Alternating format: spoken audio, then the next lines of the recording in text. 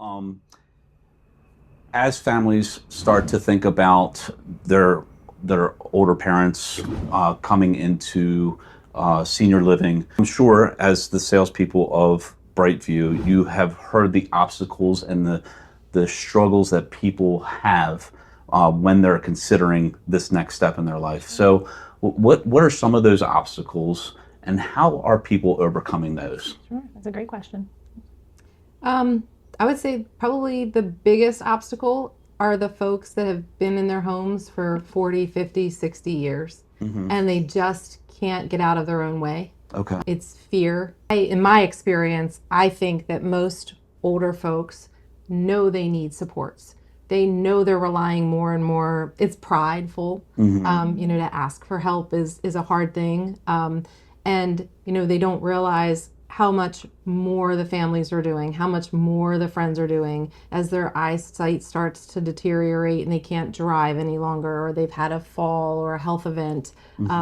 The house is becoming unmanageable. They know in their hearts that they need help, but number one, it's hard to ask for help, and it's number two, hard to let go of all they've known for Sure. 30, 40, 50, 60 years. Sure. So it's really, the first step is getting people here. Yeah.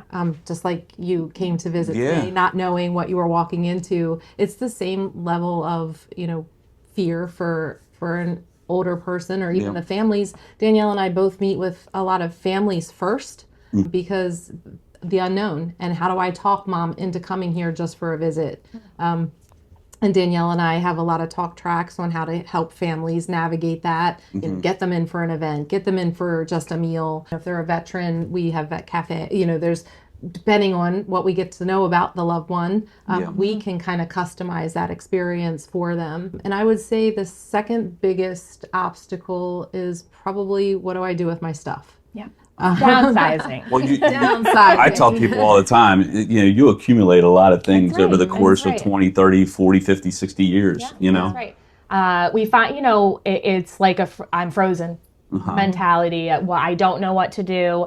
Many times we're, working with a population of people where they've lost a partner, right? So now we're a widow or widower, Yeah. and we've been in our home for 50 years, and it's full of memories, and we want to honor that. Right. But we also want to support them in a safe step in aging in place, right? And that 3-story home with laundry in the basement isn't going to be supportive not when suitable you're anymore. 96, Yeah, right? yeah. And we're talking about folks, coming in at 91, 92. Some of my recent move-ins were 94 years old, coming into independent living.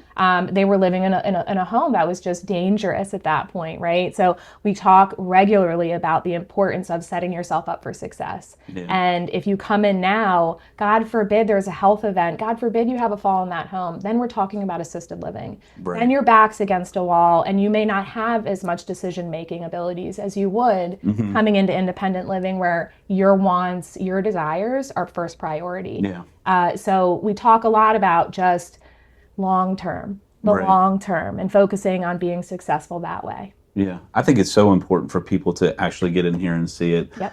Just before we started rolling, you were talking about somebody that you were meeting with who were very hesitant, and then just called you a few hours later. Yeah. The resistance is there sometimes, and sometimes it's the proof is in the pudding. We need to be able to stand on our words. I use that term a lot because it's true. Yeah.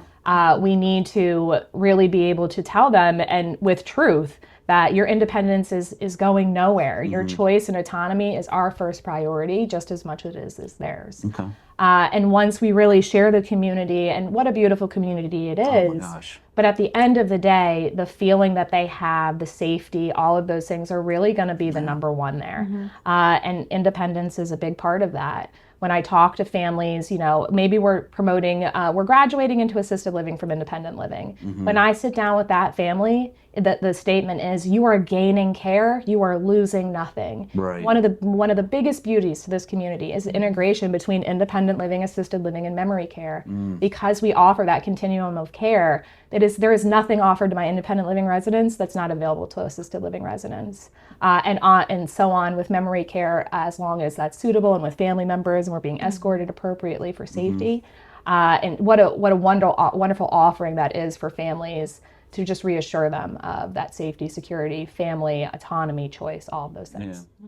Did you like this episode of the TMA Connection? Well, you might want to check this one out right here.